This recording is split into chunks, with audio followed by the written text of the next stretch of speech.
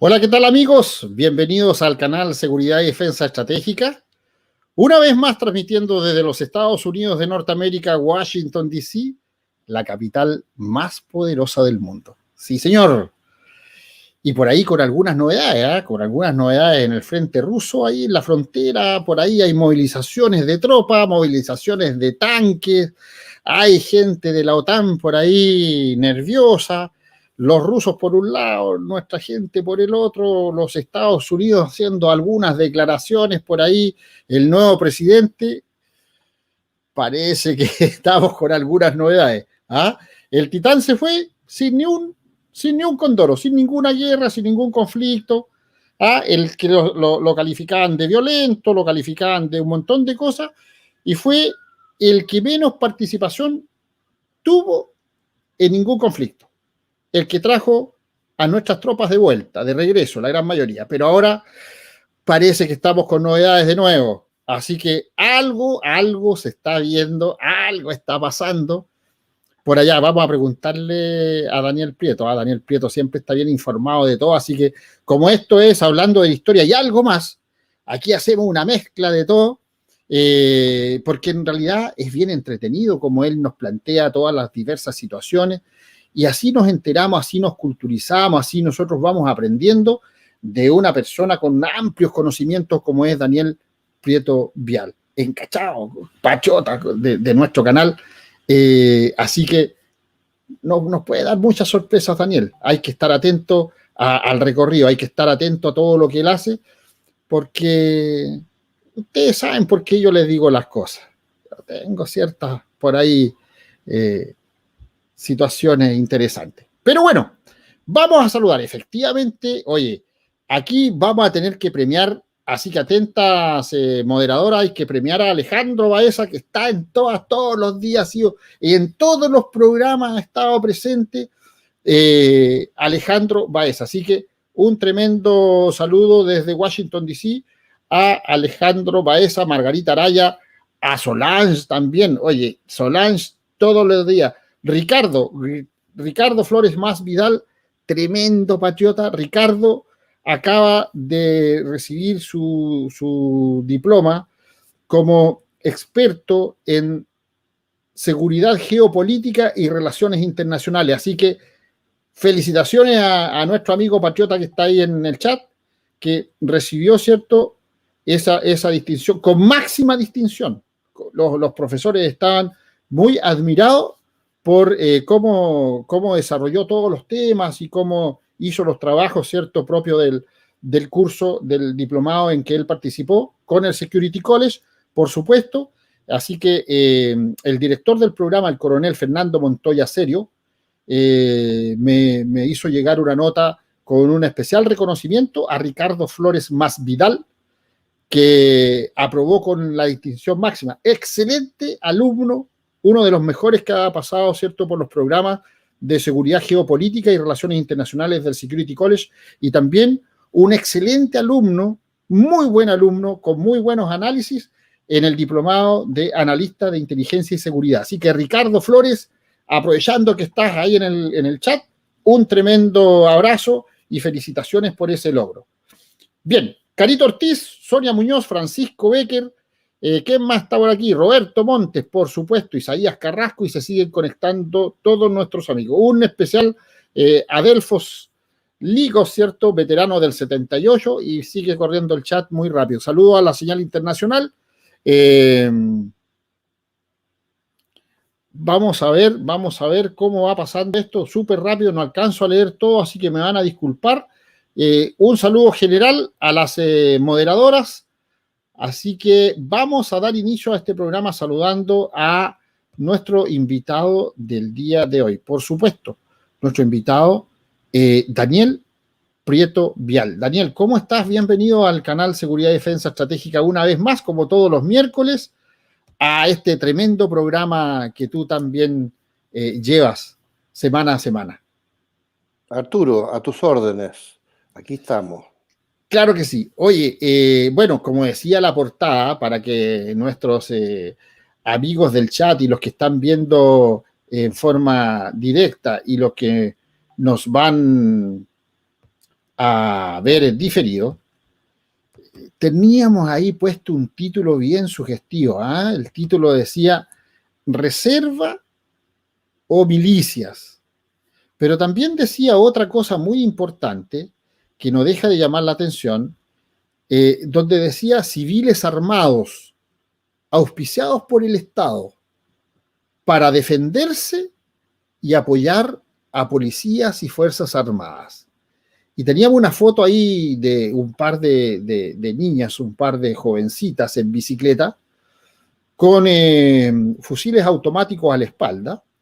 Y más abajo teníamos la foto de una instructora de tiro, junto a una de las alumnas, mostrando un blanco, ¿cierto?, con el cual iban a ensayar ahí las materias propias de la instrucción del día, es lo que suponemos. Esta foto era, y estas fotos eran de Suiza, pero también vemos que en muchos lados está funcionando milicias, pero también que no es lo mismo que la reserva activa o la reserva, porque hay una parte que es la reserva, otra parte es la reserva activa realmente, lo que pasa, por ejemplo, en Colombia, que tienen la reserva activa es muy, muy activa, en realidad, y lo que pasa aquí en Estados Unidos es que hay milicias, ya hay milicias grandes, grandes, grandes, que inclusive llegan a tener más gente que el mismo ejército, que las mismas Fuerzas Armadas, Sí, y mejor y más armados que las mismas Fuerzas Armadas. Entonces, mira.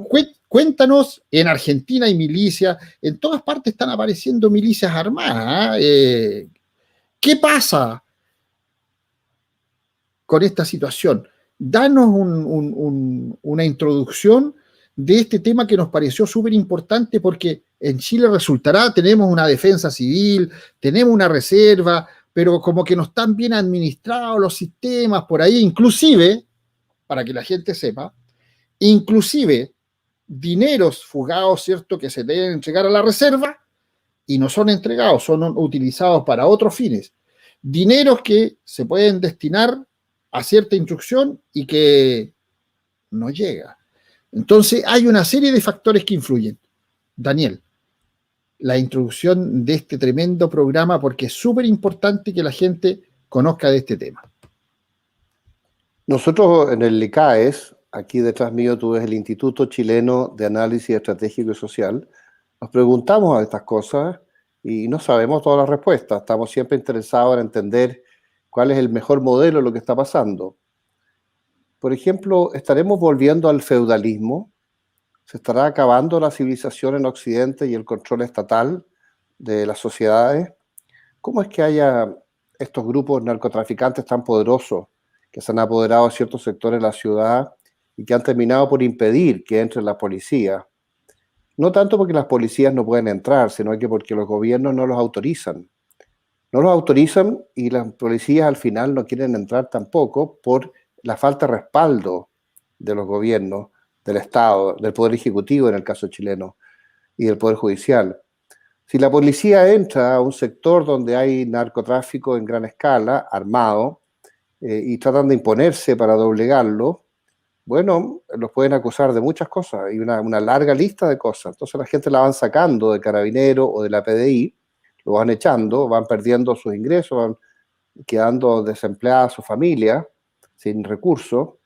Entonces, ¿qué está pasando? ¿Por qué los civiles armados en estas mafias logran imponerse sobre el Estado, sobre las policías? Al final, no por culpa de las policías, sino que porque el sector político no les da respaldo. ¿Y cómo está esta máquina de los derechos humanos internacionales detrás, impidiendo que las policías defiendan a los Estados? ¿Por qué? ¿Por qué las mafias se imponen? ¿Por qué estos organismos internacionales, por ejemplo, de los derechos humanos, a través de la ONU, defienden que esto se mantenga, que se desarrolle. ¿Por qué impiden que la sociedad se organice en base a el control del narcotráfico? Es muy curioso. El caso de la revolución guerrillera de la Araucanía, todas estas armas, toda esta violencia, quema de camiones, en fin, ahora estamos viendo que están quemando casas, que al principio parecía como que era contra las grandes empresas de producción de árboles, y resulta que ahora es contra todo el mundo, incluso contra gente modesta, incluso contra mapuches. Han atacado a muchos mapuches y los han amenazado, los han doblegado, los han arrinconado. Han surgido otros, aparentemente mapuches, mucho más jóvenes, dirigidos por estos grupos narcos, que han reemplazado y han desautorizado a los jefes y a las generaciones anteriores. Entonces, la pregunta es, ¿cómo podemos restablecer el orden? Ya sabemos que este gobierno no lo va a lograr. Este gobierno es el gran culpable de este caos. Pero si hay un nuevo gobierno, ¿qué habría que hacer para restablecer el orden? Fíjate que hay una experiencia de Fujimori. Fujimori ha sido muy perseguido por la judicatura y por los políticos en Perú, un poco porque ha roto los esquemas y un poco porque ha hecho métodos irregulares también desde el punto de vista de la ley. Pero era posible lograr salvar al Perú dentro de la ley, dentro de ese marco tan rígido de legislación y tan pesada que le amarraba las manos a las autoridades. Él se salió del esquema y se impuso sobre Tupac Amaru, sobre Sendero Luminoso, hizo medidas muy extremas, entre otras, y aquí termino, entre otras, armar a los campesinos en la sierra y en el sur, y conseguir que las autoridades, las Fuerzas Armadas y el sistema judicial aceptara, bajo una cierta actitud dictatorial de Fujimori después que volvió el Congreso, imponer la idea de entregarle armas a los campesinos y entrenarlos. Y puso a gente de las Fuerzas Armadas y las policías a entrenar a estos campesinos, a entrenarlos y a organizarlos y a coordinarlos. Y ellos empezaron a autodefender en la lejana sierra cuando llegaban en forma brusca los grupos de Sendero Luminoso a producir sus asesinatos y su terrorismo, su siembra del terror, que era el objetivo de ellos. Un poco lo que pasa hoy día en la Araucanía en Chile, la siembra del terror. Y sin embargo, estos campesinos tuvieron algunos combates, no tuvieron muchos éxitos, generalmente los senderistas les ganaban y producían algunos excesos también, pero de repente los senderistas se dieron cuenta que les estaba haciendo muy pesada el desarrollo de su proyecto, porque había mucha resistencia armada, mucho más difícil de lo que era antes, y eso en combinación con acción ofensiva o contraofensiva que desarrollaron las Fuerzas Armadas bajo Fujimori, terminaron por controlar el terrorismo. Y hubo grandes enfrentamientos, grandes enfrentamientos. Fíjate que llegaron a morir 69.840 personas. 69.840 personas. O sea, en cifras redondas, 70.000 personas en la guerra contra el terrorismo. Piensa tú que en Chile se reclama mucho por los derechos humanos, por esta máquina propagandística de desinformación internacional que creó la prensa de izquierda en esa época y de la cual se ha hecho eco toda la prensa europea y la prensa de Estados Unidos también, desgraciadamente. ¿Por qué? Porque murieron 2.000 personas en la lucha contra el terrorismo en Chile, de los cuales 430 eran militares. Bueno, pero Chile controló el terrorismo con 2.000 personas. Es la cifra más baja en la lucha contra el terrorismo que hubo en Panamérica en esa época. La cifra más baja. Sin embargo, la cifra más baja ha sido motivo para cuestionar y convertir en una especie de monstruo al general Pinochet o a las Fuerzas Armadas chilenas de esa época. Cuando lo hicieron en forma efectiva, en forma eficiente, en forma mínima, para el nivel de magnitud de la amenaza terrorista que había en esa época, en que murieran solamente 2.000 personas, no es nada. Es cierto que ahora se habla de 3.000 personas, pero eso es parte de la desinformación. Es parte de la máquina desinformativa de la izquierda que siempre trata de inflar las cosas. Bueno, lo que te quiero decir con esto es que el experimento de Fujimori de armar a los campesinos y de armar a la gente fue clave para parar y detener un terrorismo que llevaba ya 15 años con Sendero Luminoso y que llegó a matar 70.000 personas. Claro que sí. Daniel, se habla de la reserva que puede jugar un rol importante en un momento determinado de crisis en el país y en todos los países. Cuéntanos un poco para que la gente sepa, porque hay dos tipos de reserva, una reserva pasiva y una reserva activa.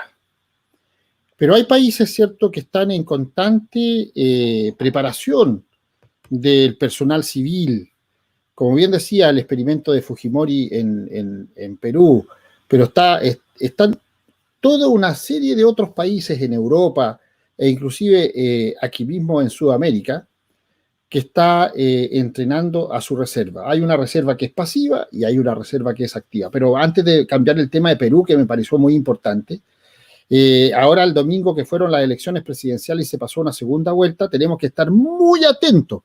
No nos olvidemos que en Ecuador salió Lasso, que es gente de nuestro lado, que ojalá se mantenga en nuestro lado y no sea como el Piñera, pero me parece mucho que va a ir por buen camino. Estamos bien.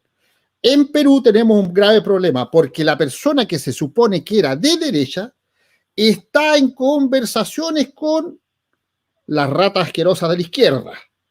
Entonces, está quedando peleando, ¿cierto?, la Fujimori, la Keiko, y al parecer por ahí va a haber una unión entre esa persona que se pensaba de derecha con la izquierda para apitutarse en el poder o lograr tener, ¿cierto?, alguna supremacía ahí de alguna manera. Así que vamos a tener que estar muy atentos a lo que está pasando en Perú. Hemos tenido reuniones el día de anteayer, día lunes, día martes con gente de Perú, con altos mandos, con gente que son cientistas políticos, gente que ha estado, ¿cierto?, acá en Washington en la Universidad de la Seguridad, en el William Perry, y que son precisamente de Perú para analizar este caso. Entonces estamos un poco preocupados de lo que puede pasar con esa alianza que se pretende hacer en Perú. Pero, retomando el tema, la reserva activa y la reserva pasiva. ¿Por qué hay algunos países como Suiza, por ejemplo, como Colombia, aquí mismo a nuestro lado, que en todo caso nuestro muy buen amigo, mi compadre, camarada de aventura, el coronel John Marulanda, ahora es el presidente de la Reserva Activa de Colombia. Se presentaron varios generales, ¿cierto?, varias personas ahí a postular al cargo, porque esto se hace democráticamente, y salió electo el coronel John Marulanda, es el nuevo comandante en jefe de la Reserva Activa de Colombia. Pero, es elegido, ¿eh? Sí, claro, elegido. Es elegido, porque inclusive en la Reserva Activa de Colombia hay suboficiales, hay personal del cuadro permanente, que están metidos en política, están en las alcaldías, están en las gobernaciones, están muy, muy, muy metidos en política. Y lo están apoyando todos sus demás colegas de la Reserva Activa. Entonces, súper importante. Pero como decíamos, tomamos el caso de Suiza y tomamos el caso de Israel, que es un caso único en cómo entrenan a la gente para la defensa del país. Háblanos un poquito de Suiza, Daniel, y después de Israel, para poder entender esta parte del por qué entrenan a la gente civiles como reserva de apoyo a las Fuerzas Armadas.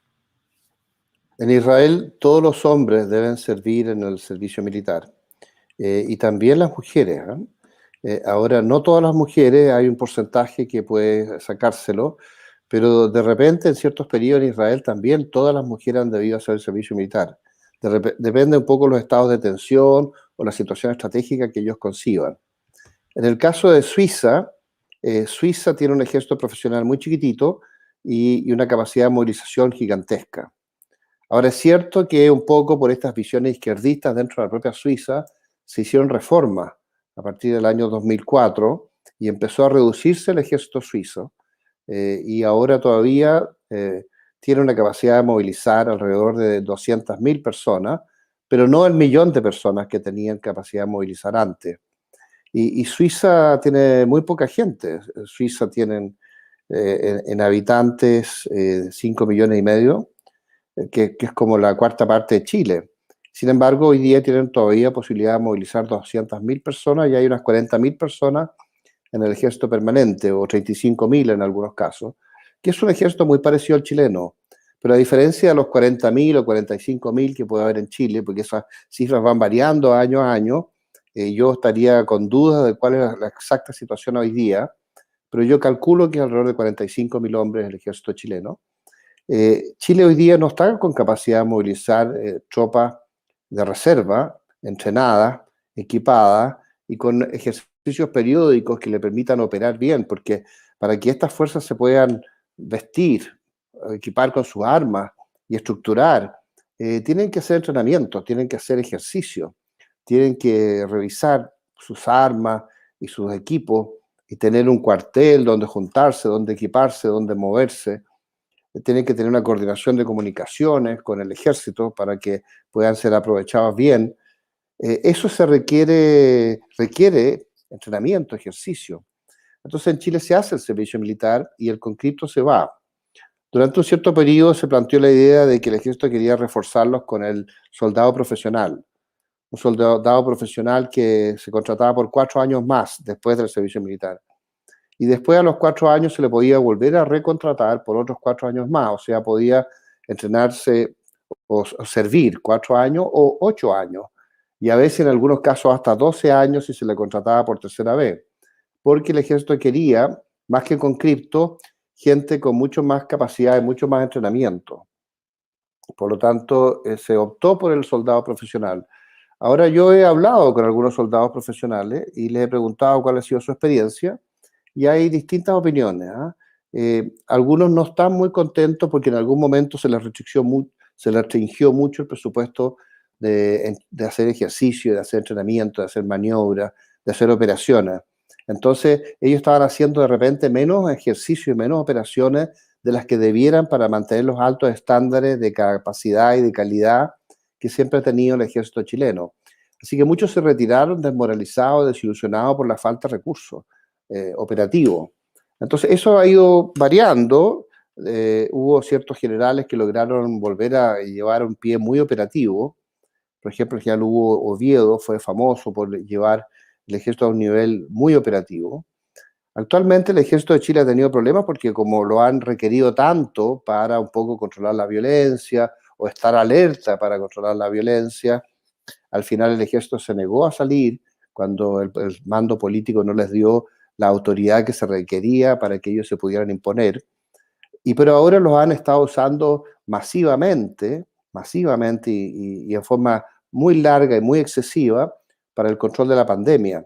Entonces hay un desgaste, hay un cansancio, un desgaste psicológico, el pasar toda la noche controlando los toques de queda, todo el despliegue del ejército, todas las noches. Y como el ejército es un ejército chico, de 45.000 hombres, para controlar Chile, se requeriría, quizás para controlarlo bien, se requeriría 3 veces eso. No un ejército de 45.000 hombres, sino que de 120 o 130.000 hombres para controlar bien el territorio en un rol interno, controlar la pandemia. Pero lo hacen con esos 45.000 hombres que quedan y no pueden desplegarlos a todos porque hay que tener gente en los cuarteles, en las unidades, tienen que mantener los equipos y tiene que haber un trabajo paralelo logístico. Entonces no pueden desplegarse todo. Entonces al final se despliegan, qué sé yo, 30.000 hombres en la calle, que es como la cuarta parte de lo que se requiere, para el control solamente de la pandemia.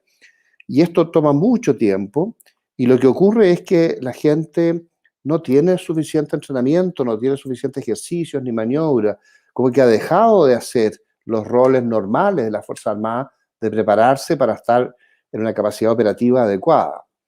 Ahora, esto pasa en todas partes, pasa en Argentina también, pasa en Perú, pasa en todas partes, entonces es una situación paralela, similar.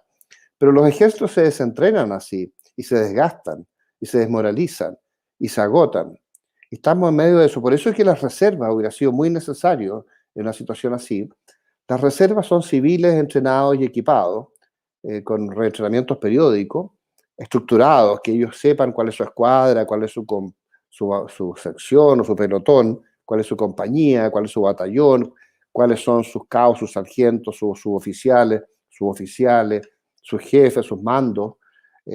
Eso tiene que estar ahí y tiene que hacerse periódicamente movilizaciones para ajustar que esta unidad opere. y la otra unidad, y las 10 unidades, y las 30 unidades que estén actuando como reserva operativa.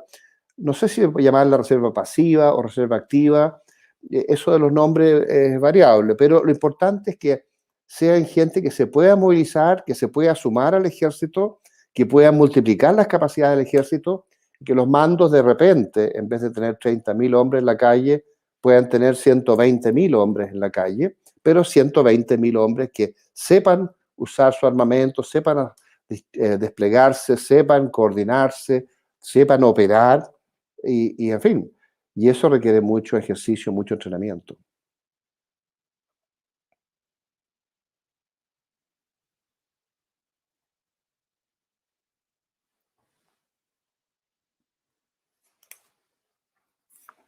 No oigo nada.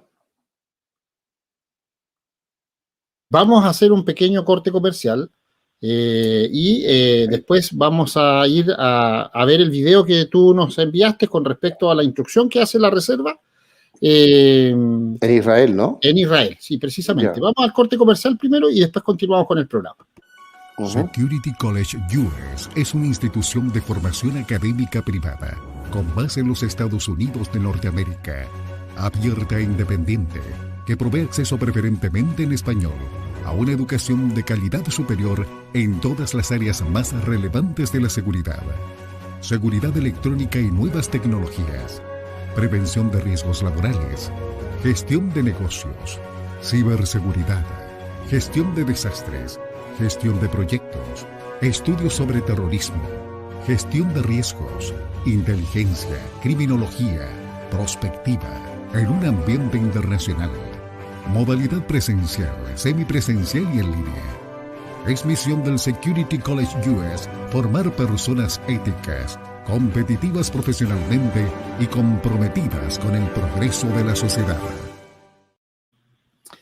Claro que sí. Bueno, y para comenzar esta segunda parte en realidad, vamos a dejar el video de cómo se trata a la gente, a la reserva en Israel, que en realidad son los que están en permanente preparación, independientemente a lo que la gente pueda pensar, a las opiniones que tenga la gente. Esto lo estamos utilizando como modo de ejemplo de lo que ocurre en algunos países.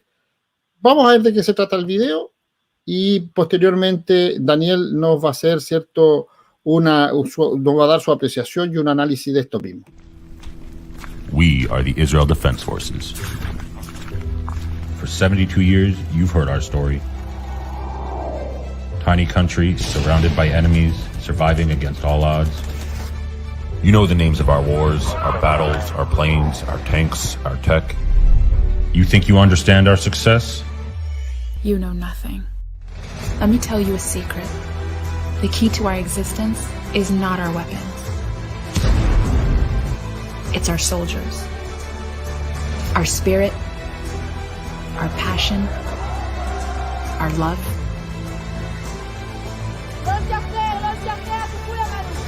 We are an army of the people. Jews, Druze, Muslims, Christians. We are defending our homes. We are protecting our mothers, our fathers, our sisters, our brothers, our neighbors, our friends. Where there's no road, we pave one. No bridge, we build one. No answer, we find one. For us, no distance is too far, no ocean too vast, no mission too complicated. We get the job done. When our new soldiers are sworn in, they pledge, if necessary, to sacrifice their lives for Israel. All of us, in blue, in green, in white, in beige, generals and privates, active duty and reserves, we're ready to take any risk to ensure the survival of Israel.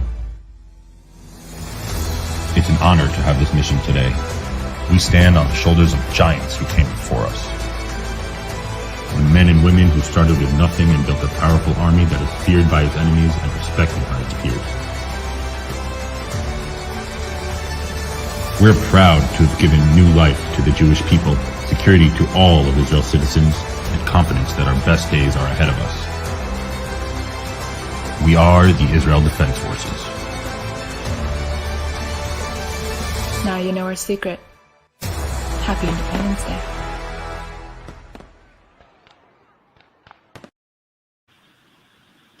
Day. Interesante video, ¿ah?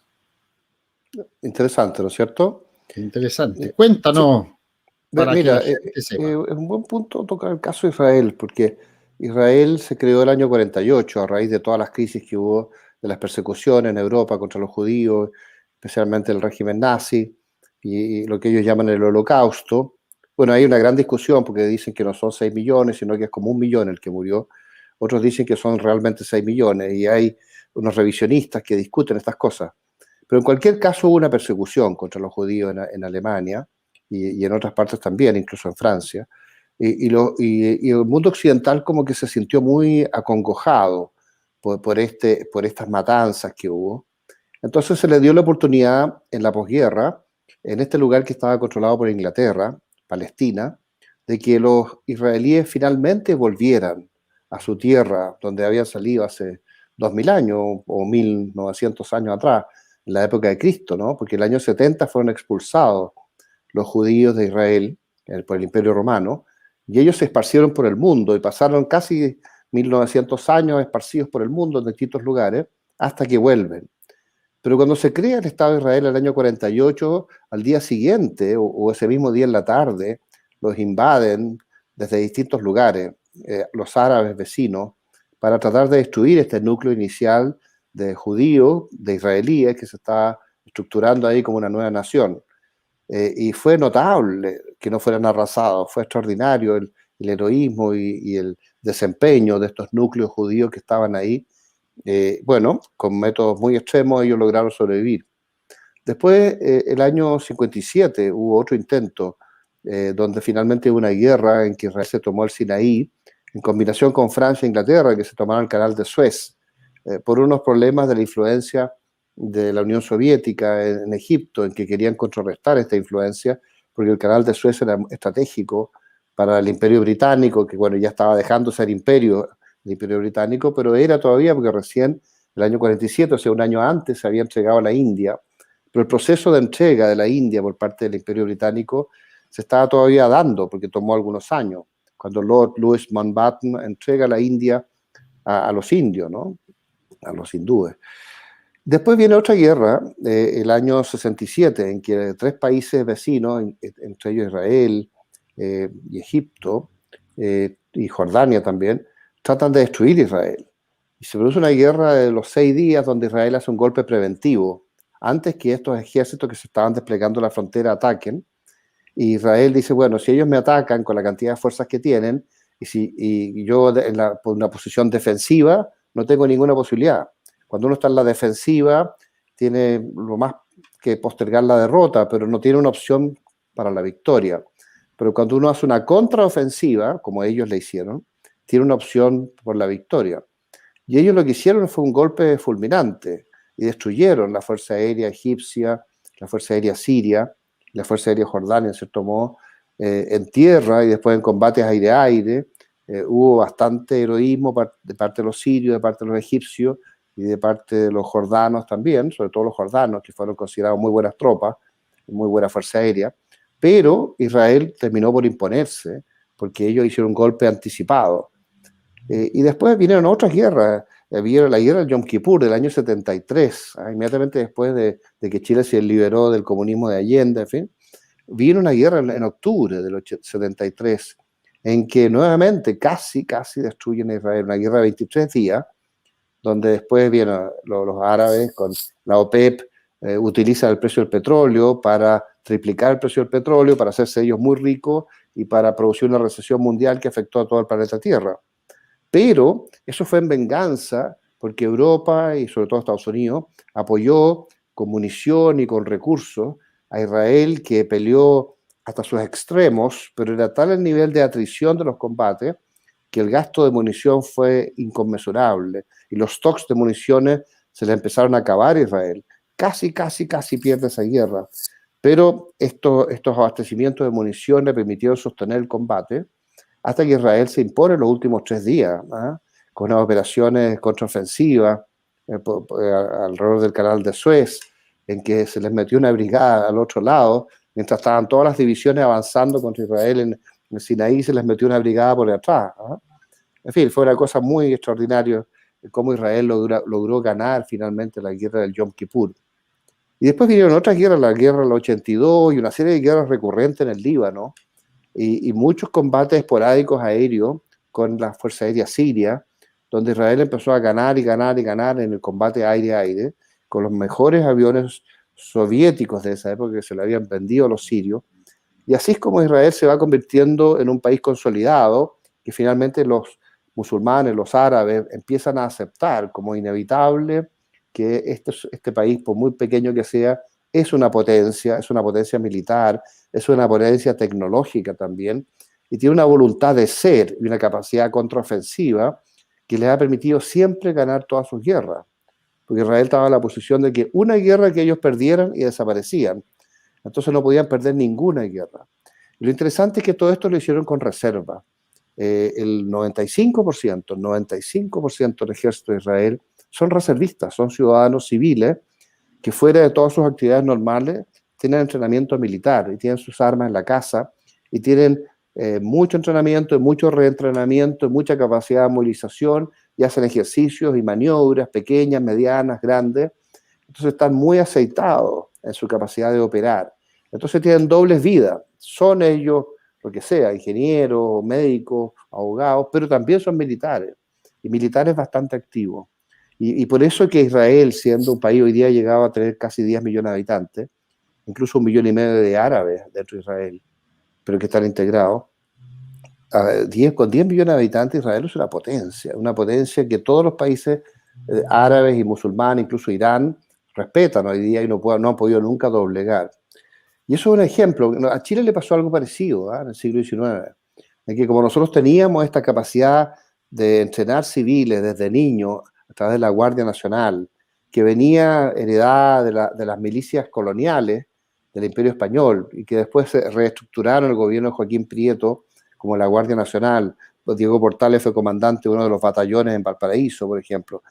Bueno, esta experiencia de Prieto siguió con Bulnes, siguió con Montt, siguió en el siglo XIX, nos permitió ganar la guerra contra la Confederación Perú-Boliviana, básicamente con civiles entrenados, equipados y movilizados, la guerra del Pacífico, donde, no sé, de los 47.000 hombres que pelearon la guerra en 3 oleadas, alrededor de 4.000, algunos dicen 2.000, eran del ejército profesional. Y todo el resto, los otros 45.000 eran civiles, pero civiles entrenados históricamente de forma recurrente a través de la Guardia Nacional. Por eso que Chile era medio invencible. Y cuando vino toda esta emergencia con Argentina en 1896 a 1902, en que casi tuvimos una guerra con Argentina, los civiles se entrenaron masivamente en Chile y se movilizaron bajo el coronel Körner, que venía con este proyecto prusiano de reformar el ejército chileno y entrenaron en las técnicas prusianas, que eran las más modernas del mundo de su época. Y Chile llegó a formar un ejército movilizable, entrenado y equipado de 60.000 hombres, que también tenía una segunda oleada de otros 60.000 hombres y una tercera oleada de 60.000 hombres. O sea, había 60.000 hombres muy bien entrenados y equipados, había una posibilidad de entrenar justo detrás otros 60.000 hombres y una tercera oleada de 60.000 hombres de un tercer nivel. En caso de que si se hubiera desatado la guerra, hubieran podido operar 60.000 hombres en la primera etapa y después de un año y medio se hubieran reemplazado por la segunda ola de otros 60.000 hombres y en ese periodo se hubiera reentrenado la tercera ola de 60.000 hombres para utilizarla a partir del tercer o cuarto año, por decir algo. Entonces, no solo ganar la guerra, sino que persistir en la ocupación del territorio, porque el plan de esa época fue tomarse Buenos Aires, una cosa muy curiosa. Nosotros hemos detectado ahora los planes de guerra de 1896 y el plan de Chile era cruzar por toda, no sé, por Curacautín directo hacia Buenos Aires y tomarse Buenos Aires, junto con una operación paralela de la flota chilena que iba a dar vuelta por el Cabo de Hornos o por el Estrecho de Magallanes, iba a meterse al Atlántico, iba a buscar la flota argentina en algún lugar donde la encontrara, iba a batir a la flota argentina y supuestamente, si ganaban la batalla naval, iban a bloquear Buenos Aires por mar, junto con la acción terrestre del ejército por tierra. Entonces iba a haber una especie como de control por ambos lados. Ese era el plan, no quiere decir que nosotros hubiéramos ganado la guerra, no sabemos, uno nunca sabe si las guerras se ganan o se pierden, depende de cómo se opere, cómo funciona la logística y las operaciones, y la capacidad de respuesta argentina, que ya en esa época era bastante grande también. En fin, pero en cualquier caso, el plan de Chile era un plan ganador, no era un plan de defendernos acá, sino que a operar en profundidad sobre el territorio enemigo para tratar de tomarse la capital de ese territorio y ganar. Entonces, por eso es que Chile era considerado una especie como de Prusia, ¿no? Algunos decían la Inglaterra de Sudamérica por su capacidad naval, otros decían la Prusia de Sudamérica por su capacidad operativa terrestre. Bueno, esos civiles entrenados y equipados ayudaron en forma paralela no solo a ganar las guerras, sino que a dar mucha estabilidad interna a Chile, mucha estabilidad interna. Y esa estabilidad interna no existe hoy día porque hoy día casi no existen reservas en Chile. Existe un ejército profesional bastante bien equipado, con un esfuerzo permanente para que se pueda hacer un mantenimiento de los equipos y no decaigan, pero hemos fallado y hemos flaqueado, nos ha faltado el involucrar a los civiles en la defensa del país, involucrarlos en una capacidad de entrenarse, equiparse y movilizarse y poder operar. Eso hoy día ha tendido a perderse y a mí me da mucha pena porque ha ayudado a este caos interno en que tenemos hoy día. El ejército no puede recurrir a civiles equipados y entrenados para reforzarse a sí mismo porque no hay civiles entrenados y equipados en las cantidades que se requerirían para darle ese refuerzo. Claro que sí. Oye, había una pregunta aquí muy interesante que te están haciendo con respecto a cuál es el sistema para ser efectivo, cuál es el sistema de reclutamiento que se utiliza en Israel. Pero antes de eso, quiero preguntarte algo personal. Así como movilizó, ¿cierto?, la reserva Joaquín Prieto en su tiempo, si tú fueras presidente de Chile, ¿movilizarías las reservas? ¿Tomarías la instrucción? ¿Cómo sería la parte del manejo de las Fuerzas Armadas de acuerdo a tu conocimiento y a tu apreciación? ¿Reestructurarías tú la parte de las Fuerzas Armadas en sus capacidades? Bueno, habría que evaluar los recursos y los costos y el equipamiento que se requeriría, pero básicamente a la gente que hace el servicio militar, que son alrededor de 11.000, 12.000 personas en el ejército, unas 2.000 o 2.500 entre la Fuerza Aérea. ¿Volverías a hacerlo obligatorio? No sé, pero ese servicio militar voluntario que se hace hoy día, yo lo que trataría es que la gente se vuelva a reentrenar. Entonces, no solo hagan el servicio militar un año o 2 años, como lo hace la Infantería Marina, y después se vayan para la casa, sino que esa gente que se presentó voluntaria porque le gusta la milicia, por eso se presentó voluntaria, tenga la oportunidad de formar, porque tuvo de 15.000 personas que se entrenan en el servicio militar al año, entre el ejército, la Infantería Marina, la Fuerza Aérea. De esos 15.000, no sé, alrededor de 3.000 quizás, o 5.000, no sabemos, podría interesarles participar en la reserva activa, más allá de su servicio militar. Entonces ellos vuelven a estudiar, y no sé, a la universidad o a trabajar como obrero o lo que sea, depende del nivel de la gente que está haciendo su servicio militar. Y paralelamente ellos siguen encuadrados en una unidad del ejército donde ellos puedan ser movilizados, o de la Infantería Marina, donde puedan ser movilizados. Y que 1 semana o 2 semanas al año, o 3 semanas al año, o algunos fines de semana, quizás para no afectarles sus trabajos, los fines de semana, un viernes en la tarde, toda la noche, el sábado, y a veces hasta el mediodía el domingo, si es necesario, entrenarlo como una especie de aventura de fin de semana, pero que ellos revisen su armamento, su equipo, se encuadren en la escuadra de 10 hombres, se encuadren en un pelotón de 30 hombres y después que operen con su compañía y que hagan algunas patrullas y algunos ejercicios y hagan disparos y hagan coordinación de fuego y revisen su logística y se entrenen y se entrenen y se entrenen y vayan madurando en su entrenamiento y se coordinen en las comunicaciones, en fin. Entonces, de repente, el ejército, con sus 45.000 hombres, puede tener cada año 5.000 hombres de reserva más. Entonces, en 2 años son 10.000 hombres y en 4 años son 20.000 hombres y se va acumulando hasta que tú puedas llegar a tener 100.000 hombres movilizables que partieron del servicio militar, pero han sido reentrenados y perfeccionados en su entrenamiento. Y eso más el soldado profesional, el ejército contrata un porcentaje de soldados profesionales para reforzarse a sí mismo, de los mismos conscriptos, bueno, y que ahí podrían ser otros 10 o 15 mil soldados profesionales, más las reservas reentrenadas periódicamente, y de repente el ejército de 45.000 hombres puede llegar a tener 100.000 hombres equipados y entrenados que lo refuercen en caso de emergencia.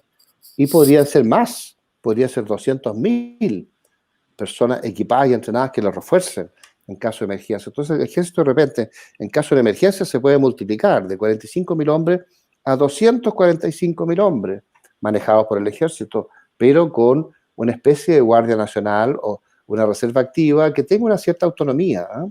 Que no dependa tanto del ejército, porque yo me daba cuenta cuando nos entrenábamos como reservistas que cuando uno dependía demasiado de las fuerzas profesionales, nosotros nos entrenábamos los fines de semana y ya eso les molestaba, porque ellos querían irse a su casa. Entonces nosotros llegábamos a los cuarteles a entrenarnos y salíamos en patrulla y ellos querían irse a su casa. ¿Te fijas? Entonces son como dinámicas distintas. Entonces, ¿cómo se lograba? Cuando nosotros nos autoentrenábamos. En la medida que nos autoentrenábamos, avanzábamos mucho. En la medida que dependíamos de ellos, nos quedábamos trancados. Por mucho que se hablara esto, no resultaba, y no resultaba, y no resultaba. Pero cuando nos daban autoridad para autoentrenarnos, los entrenamientos empezaban a subir de calidad y de capacidad muy rápidamente, porque nosotros nos movíamos muy rápido, y ellos se movían con la burocracia formal.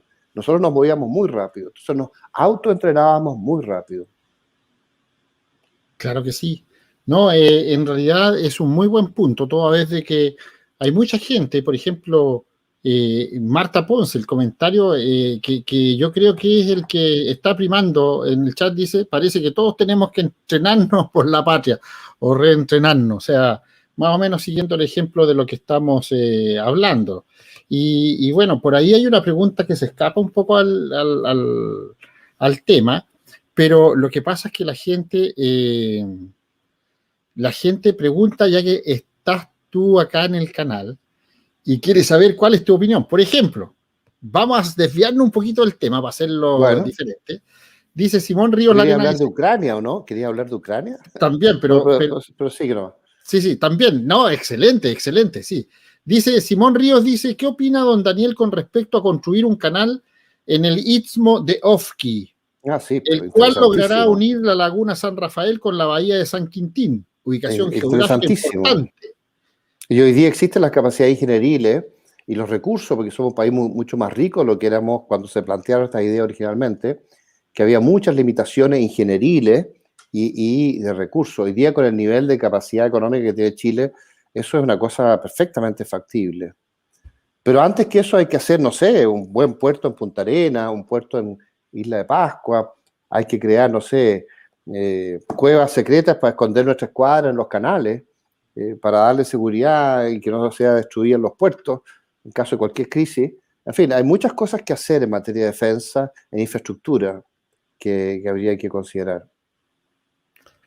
Claro que sí. Bien, ahí está la respuesta para nuestro amigo Simón Ríos. Y hablemos de Ucrania. ¿Qué está pasando en esa parte? Bueno, es interesante, Sí, estimado Daniel. Hay movilizaciones por parte de Rusia, hay movilizaciones de los ucranianos, la OTAN por ahí anda revolucionada, este otro de por acá. Nuestro lo que pasa es que está echando los leones ahí. ¿Qué pasa, amigo mío? Trump le dijo a Ucrania que se trata de entender con Rusia y que ellos tienen que entender que son parte de la cultura rusa, porque Rusia surge en Ucrania, surge el Rus de Kiev. El Rus de Kiev nace en Kiev, y por el norte Novgorod, pero ese es el origen de Rusia. Hace aproximadamente 1000 años atrás, porque no antes, hace como 1000 años atrás. Bueno, Putin con Trump se entendía con Ucrania. Pero cuando llega Biden empieza un poquito a amenazar a Rusia y empieza a tratar de conversar las posibilidades de que Ucrania se meta a la OTAN y de reforzarla militarmente a Ucrania y un poco a desafiar a los rusos. Y los rusos tienen su base en Crimea y su base naval ahí. Después tienen este puente que crearon desde el mar de Azov hacia Crimea y querían controlar la costa más allá del Donbass. El Donbass es donde está la provincia de Lugansk y Donetsk, entre la zona rusa y la zona del este de Ucrania, que son muy prorrusos esos ucranianos de ese sector y están en contra de las políticas del gobierno central de Kiev. Y yo fui a Kiev y fui a Ucrania a una conferencia una vez sobre la situación estratégica de Ucrania. Curiosamente ellos me contrataron y decían, pero tampoco entendían cómo un sudamericano sabía tanto sobre la situación estratégica de ellos. Y no es que los sudamericanos sepamos tanto, sino que yo me había dedicado a estudiar el tema. Y les di un punto de vista de un sudamericano de lo que estaba pasando estratégicamente allá. Y ellos estaban muy preocupados en esa época. Estoy hablando hace 6 años atrás. Estoy hablando del año 2015, cuando hubo una amenaza, bueno, había conflictos y combates en el Donbass en esa época todavía. Y se había creado el precedente después de que los rusos habían operado hacia Georgia, ¿no es cierto? Y habían creado este régimen de Osetia del Sur, no solamente Osetia del Norte, sino que Osetia del Sur. Y después Abjasia, ¿no? que eran territorios controlados por Georgia, que de repente pasaron a ser controlados por los rusos. Entonces había una cierta amenaza real de los rusos, y la cuestión es que cuando yo hablaba con los ucranianos, ellos me decían, lo que pasa es que mi papá, mi abuelo, mis bisabuelos, mis tíos, son todos medios ucranianos y medios rusos, y nosotros somos parte de lo mismo, somos la misma raza. Es cierto que ha habido conflictos, sobre todo conflictos horribles, en la época del comunismo, en que hubo una hambruna horrible en Ucrania, producida por Stalin, en que murieron como 4 millones de ucranianos, 3.800.000 ucranianos de hambre por las políticas comunistas. Entonces se creó un resentimiento de esa época, de tipo ideológico y político, muy fuerte entre Ucrania y Moscú, ¿no? Pero esas cosas pasaron. Hoy día Rusia no es comunista, Ucrania tampoco. En Ucrania son terriblemente anticomunistas, y Rusia tampoco es comunista. En Rusia hay bastante anticomunismo también, incluso el mismo Putin, a pesar de que él estuvo en el comunismo. Y lo que está pasando ahora es que como Biden un poquito ha desafiado a Putin, Putin dijo, bueno, si esto puede ocurrir, que me quieren desafiar con la OTAN, bueno, quizás lo que yo tendría que hacer es tomarme Ucrania, o por lo menos tomarme una parte del Donbass, la parte oriental de Ucrania. Y ha hecho un despliegue de 30.000 hombres en un lado, de 42.000 hombres en otra parte, y tiene un poquito más atrás otros 30.000 hombres de reserva, como una segunda oleada, y hay una logística que se extiende a otros 40.000 hombres.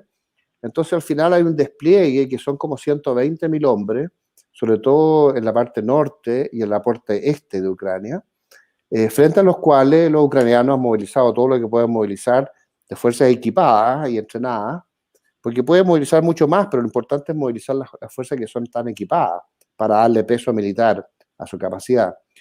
Y ahí son como 40.000 lo que han podido movilizar los ucranianos, fuerzas bastante adecuadas, muy bien equipadas, pero 40.000 contra 120.000.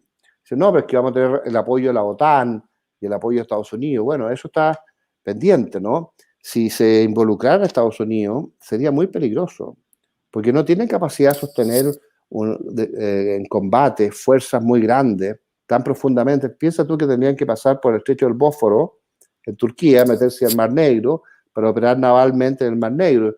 ¿Cuánto puede meterse de buques y de submarinos occidentales ahí? Claro, se pueden meter 2, 3, 5, 6, pero eso no es suficiente para controlar el Mar Negro frente a lo que puede poner Rusia. Entonces, hay una idea de que si se desatara una guerra con todas las magnitudes y todas las capacidades convencionales, sin considerar una guerra nuclear, esperando que no se escale, si se desarrolla una guerra convencional, es muy probable que Rusia se tome Ucrania, o la mitad de Ucrania, o un tercio de Ucrania, se la tome muy rápido. Que Rusia se tome un tercio de Ucrania muy rápido. Y es muy poco lo que puede hacer el mundo occidental. Y bueno, va a haber combate. Si es que hay voluntad de lucha de parte de Ucrania, va a haber combate, va a morir mucha gente, va a haber mucha destrucción, y va a ser muy dañino para las relaciones, no sé, de Rusia con Europa, con Estados Unidos, que son daños innecesarios, porque nosotros debiéramos buscar quizás una combinación con Rusia, no enfrentarlo, porque el problema nuestro es quizás más bien el Islam o la deconstrucción, esta ideológica interna en Occidente, o quizás podría ser China, si nos desafía en el futuro como imperio. Pero no sé si Rusia, no me queda claro que Rusia debiera ser siempre un enemigo. Podría no serlo. Mira, Mario Favero dice, si Estados Unidos ingresa flotas a Mar Negro y Reino Unido firmó en el 2020 un acuerdo de cooperación militar con Ucrania, entonces, ¿cuál es el objetivo que nos acepte aún en la OTAN a Ucrania? Lo que pasa es que Rusia no lo va a aceptar, porque si llegara a firmar Ucrania un tratado para incorporarse a la OTAN, los rusos han amenazado que ellos van a invadir ese mismo día no solo el Donbass, sino que se van a tomar todo Ucrania muy rápido. El día que Ucrania firme un acuerdo con la OTAN para incorporarse a la OTAN, ese mismo día los rusos le declaran la guerra a Ucrania de forma inmediata y lo invaden masivamente y se toman todo Ucrania. Esa es la amenaza, ¿ya? Ese es el desafío. Bueno, y hay gente que duda de que esto sea creíble o que sea posible. Depende de cuántas fuerzas meta la OTAN desde Rumania hacia allá para contrarrestar la capacidad rusa y ayudar a defender a Ucrania. Pero es un juego muy peligroso porque uno al final cuando habla con los ucranianos dice, no, nosotros no queremos pelear con los rusos. Los rusos son nuestra misma raza, nuestros mismos parientes, nuestra misma cultura. Y nosotros estamos emparentados con los rusos, somos medio rusos, medio ucranianos. Y a mí me llamó la atención, curiosamente estando en Kiev, que los ucranianos no hablan ucraniano. Los ucranianos hablan ruso. Después yo fui a Odessa en el sur y en Odessa se habla ruso, no se habla ucraniano. Es cierto que hay algunos que hablan ucraniano y yo les preguntaba, bueno, ¿qué es lo que hablan ustedes diariamente? Mira, nosotros hablamos los dos idiomas, que son más o menos parecidos por lo demás, pero nosotros hablamos en un 70% de nuestra vida diaria ruso. Y de repente en la familia o con los grupos de amigos hablamos un poco ucraniano, o en los campos se habla un poco ucraniano, o más bien en el oeste de Ucrania se habla más ucraniano. Pero en general, nosotros hablamos ruso, porque es un idioma más internacional para nosotros, internacional para ellos, pensando que el entorno de Ucrania es Rusia. Mira, ahí están haciendo el seguimiento de lo que tú dijiste del Istmo de Ofki. Dice, se debe potenciar a Puerto Edén. Simón Ríos Larena está diciendo, dice, vamos a seguir el hilo porque es muy interesante lo que están poniendo en el chat. ¿Ya? Dice, se debe potenciar a Puerto Edén, construir un puerto y un aeródromo para que desde esa zona se puedan realizar excursiones y expediciones de parte del personal militar para que vean las condiciones. Dice, las condiciones del terreno para que se pueda fundar un poblado o algo similar en el seno Heide, Laguna del Corazón, y en el seno Falcón, Cerro Lucero, zonas que debido a su condición son estratégicas dada su ubicación. Después dice, debido a su ubicación geográfica, estoy siguiendo el hilo, que se ubican cercanas a las lenguas del campo de Hielo Sur, territorio que aún se encuentra en disputa con la Argentina, para que de esa forma se mejoren las condiciones de nuestros reclamos, junto con ser una base para que nos prepare para un futuro conflicto con el país vecino en el área mencionada. Enrique Barrera ya quiere entrar en combate, dice, pero dice, en Cochrane ya existe un regimiento, Víctor dice, en Cochrane ya existe un regimiento de compañías andinas que siempre va a hacer presencia soberana a campos de Hielo Sur, lo crearon por la presencia de argentinos y extranjeros. Eso es lo que la gente está opinando en el chat. Yo te diría que con Argentina no hay que tener conflicto, hay que ser aliado en la medida de lo posible. Para ser aliado con Argentina hay que ser muy fuerte en toda esta zona, en toda la frontera, tener grandes capacidades para defendernos de Argentina, porque si nosotros tenemos grandes capacidades militares en esa zona, Argentina nos va a respetar. Y si nos respeta, podemos entendernos con ellos y podemos combinarnos con ellos. Si somos débiles o si tenemos políticas débiles, ellos nos van a pasar a llevar. Y si nos pasan a llevar, nosotros vamos a quedar resentidos. Y si quedamos resentidos, no nos vamos a poder aliar con Argentina, no vamos a poder trabajar con Argentina. Los proyectos globales son más importantes que estos conflictos vecinales. Nosotros debiéramos entendernos con Argentina frente a los grandes problemas globales, de ser aliados. pero sobre la base del respeto. El problema es que Argentina tiene, no sé, 47 millones de habitantes, nosotros vamos a llegar a tener 20. Entonces ellos son más del doble de Chile, y como son más del doble, tienden a no respetarnos tanto, nos ven como un país de segunda categoría en poder relativo, o a veces nos ven como un país de tercera categoría. Pero cuando nosotros hemos estructurado unas capacidades militares importantes, que es lo que hemos hecho durante algunas décadas, ellos nos respetan más. Y cuando nos respetan más, hay más posibilidad de entendernos con ellos. Y yo creo que es fundamental controlar campos de hielo, que no nos metan este proyecto que ellos tienen de entrar a estos montes que están muy profundamente dentro de Chile, que ellos llaman Mariano Moreno y que nunca debieran haberse llamado Mariano Moreno, se debieran a llamar José Miguel Carrera, esos montes, porque son totalmente chilenos y profundamente lejos del Fitzroy y esa línea que va del Fitzroy al Murallón, que debiera ser una frontera que ya estuvo fijada por el coronel Holditch en 1898 y fue aceptada por Argentina. Y nosotros debemos volver a esa frontera. Lo que pasa es que la izquierda, la concertación y estos gobiernos que han cedido tanto a través de la Cancillería en negociaciones secretas que no nos han querido contar, han casi llegado a considerar la posibilidad de que Chile nombre a esos cerros Mariano Moreno. Jamás debimos haber aceptado ese nombre. Y que hasta han llegado a considerar la posibilidad de que la frontera pase por ahí, que es contrario a lo que se ha fijado históricamente tan antiguamente como en 1898 y que en esa época ya fue aceptado por Argentina. Entonces ahí hay que ser un poquito más firme. Yo diría que antes de cualquier cosa en estos desarrollos urbanos en la costa, hay que asegurarse fronteras que van desde el Fitzroy al Murallón, por el Círculo de los Astares, por las altas cumbres y por los divorcios de las aguas en el sector donde se había fijado originalmente. Eso es fundamental. Sí, mira, aquí estaba pasando, tengo a Teacher Leonino que te hace la siguiente pregunta. Dice, profesor Prieto, ¿cuándo se terminó el plan de las Américas? ¿Qué es eso? A ver. No sé a cuál plan de las Américas se está refiriendo. Teacher, especifícalo un poco más en el chat para que le pasemos la pregunta a don Daniel Prieto Vial.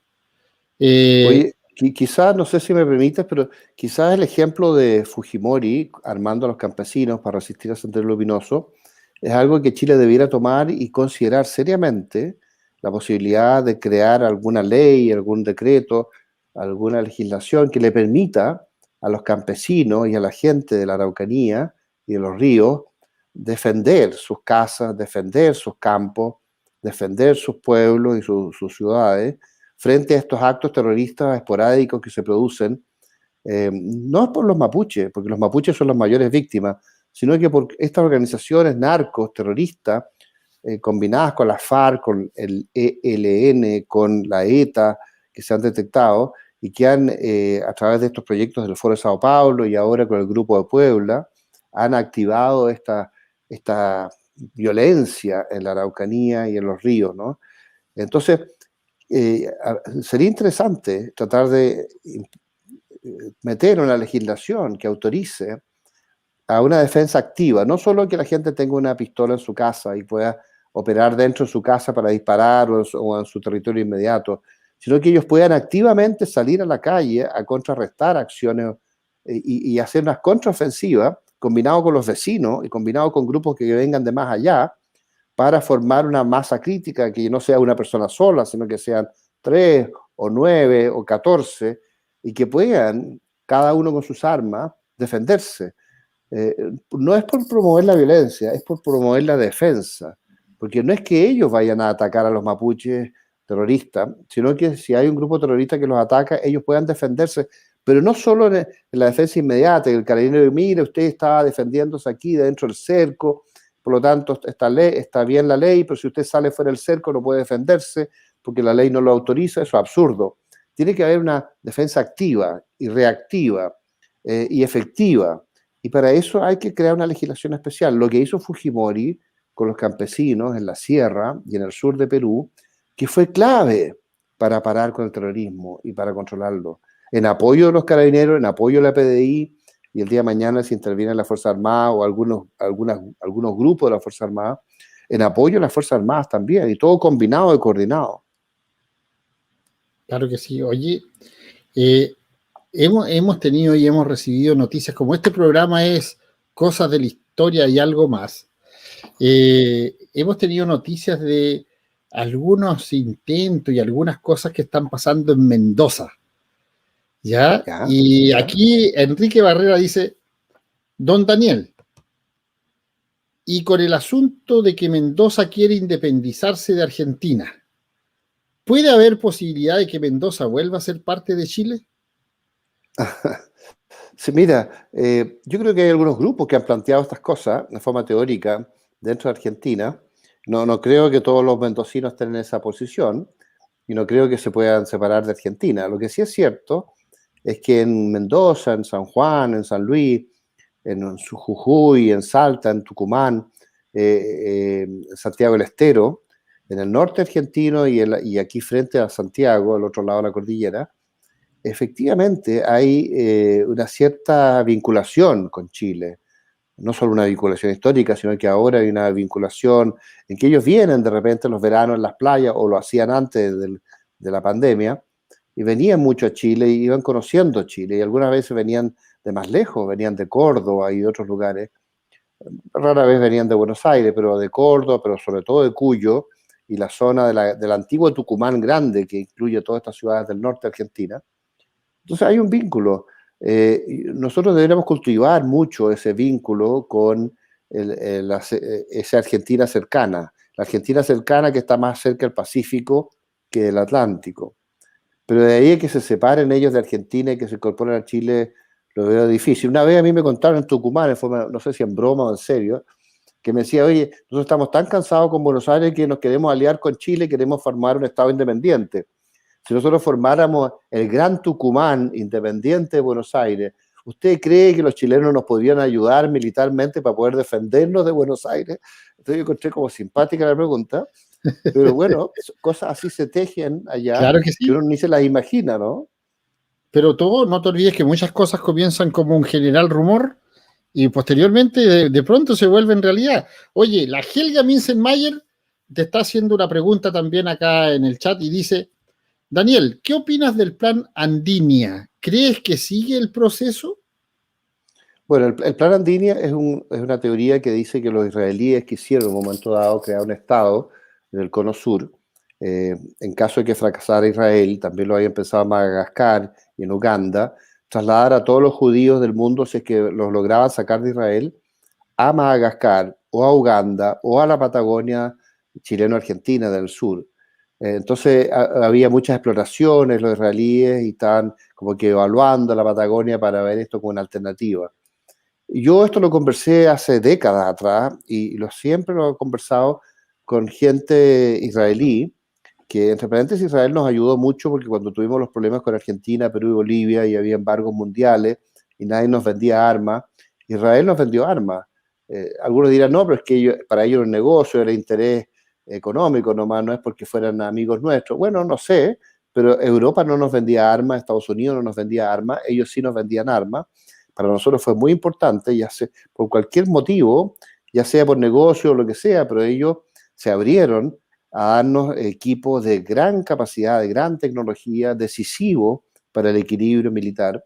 Y después hemos mantenido muy buenas relaciones históricas. Hoy día Israel está en el plano latinoamericano más bien vinculado a Colombia y a Chile, en la medida que Chile era antiizquierdista o estaba con una economía de mercado, mucho más que con Venezuela o con Cuba. O sea, los israelíes estaban más bien en la línea colombiana o en la línea de los países pro-occidentales, orientados a la economía de mercado, más que a esos países que iban por el Foro de Sao Paulo, o la línea comunista, o la línea pro-cubana, o pro-bolivariana, en el socialismo del siglo XXI. Los israelíes han estado un poco en la línea más bien de los grupos de la democracia occidental y de la economía de mercado. Entonces, yo no veo a los israelíes como rivales hoy día. Es cierto que dentro de Israel hay grupos de extrema izquierda y de izquierda, y hay grupos de derecha o de centro, pero han gobernado más bien gobiernos de derecha en Israel, que en general han sido aliados nuestros en la historia. Entonces, es cierto que esas cosas se consideraron, Pero como me dijo una vez un coronel muy condecorado israelí, que es amigo mío, me dijo, lo que pasa, Daniel, que eso ya pasó. Eso fue una consideración que hubo en los años 60 o 70. Hace mucho tiempo que eso se descartó porque nosotros logramos defendernos en Israel, logramos ganar la guerra del 67, logramos ganar la guerra del 73, incluso después la del 82 y otras. Entonces, Israel se consolidó en el Medio Oriente. Nadie nos va a sacar hoy día del Medio Oriente. Entonces, no pretendemos trasladar a los 10 millones de israelíes a otro lugar en el mundo. Pretendemos defendernos ahí hasta el final. Y entonces, esas cosas que sí se consideraron en una época, hoy día están descartadas completamente. Y nosotros privilegiamos la alianza con Chile. Claro que sí. Oye, Teacher Leonino dice, le aclaro la pregunta al profesor Prieto. Él está preguntando por el Plan Cóndor Escuela de las Américas. ¿Qué es eso? A ver, yo no sé. Bueno, vamos a tocarlo en otro... ¿Tú sabes? Entonces cuéntanos. No, vamos a tocarlo en otro tema, bueno, lo que es el Plan Cóndor y la Escuela de las Américas, donde supuestamente hay algún tipo de entrenamiento. Pero no lo vamos a tocar en este momento para no desviarnos del tema que nos convoca el día de hoy. Vamos a seguir con eso. Lo importante es no alargarnos más allá, porque de repente nos reta mucho que hacemos programas muy largos. Pero bueno, eso es cosa tuya. Vamos a terminar con esto. Dice Margarita Araya, dice, ¿deberían las Fuerzas Armadas empezar a reclutar jóvenes nuevamente con una nueva política de enganche a que participen en sus instituciones? Va a depender del gobierno. Yo no veo a Piñera reforzando las Fuerzas Armadas. Piñera es una persona que le tiene mucha antipatía a las Fuerzas Armadas, desgraciadamente. Entonces, con un gobierno así no se puede trabajar realmente en cosas serias para desarrollar capacidades. Yo creo que en algún momento vamos a tener que considerar la posibilidad de que Chile sea un país en que los civiles se comprometan mucho más en la defensa del país y puedan tener armas en su casa también para poder resistir el nuevo feudalismo que está surgiendo. Porque mucha gente se pregunta, bueno, si el Estado no controla a los delincuentes, si no controla a los narcos, si no controla a los terroristas, bueno, se van a empezar a formar grupos de autodefensa para poder sobrevivir. Y bueno, se van a crear decenas y después 100 grupos de autodefensa. Y esto va a ser como en la época feudal, en que se acabó el Imperio Romano, se acabó el control central y entró la civilización occidental, entró en un periodo de más de 1200 años en que se crearon señoríos, ¿ya? Y después, no sé, varones y condes y duques que tenían como reinos independientes. Entonces los señoríos vivían en castillos independientes y la gente trabajaba la agricultura en los alrededores y cuando venían los enemigos se escondían en el castillo y el señor con los nobles tenían que defendernos con las armas y eso duró 1000 años cuando cayó el Imperio Romano. Entonces estamos volviendo a nuevas formas de feudalismo. Serán los narcotraficantes y las peleas que tienen entre ellos, porque hay distintos grupos de narcotraficantes que se pelean entre ellos, los que son los nuevos poderes que han sobrepasado los estados, que han sobrepasado las policías, que han sobrepasado los ejércitos. Es una pregunta pendiente porque en esta dinámica o el Estado recupera el control del territorio y puede defender a la ciudadanía o se pierde todo.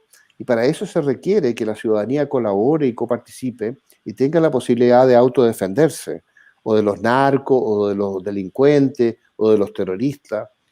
Y por eso es que estas leyes que tratan de controlar las armas legales en manos de civiles son muy contradictorias porque se le permite la multiplicación de la violencia al narco y al terrorismo y al delincuente.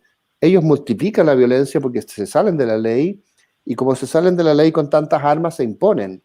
En cambio, la gente que se mantiene dentro de la ley se le restringen sus capacidades de defenderse y de defender la ley y de defender el sistema, porque también se le intenta quitar las armas a ellos, que es una cosa absurda, porque ellos no van a ir a asaltar a nadie, no van a ir a atacar a nadie, solamente quieren defenderse, quieren salvar su familia, quieren salvar sus propiedades.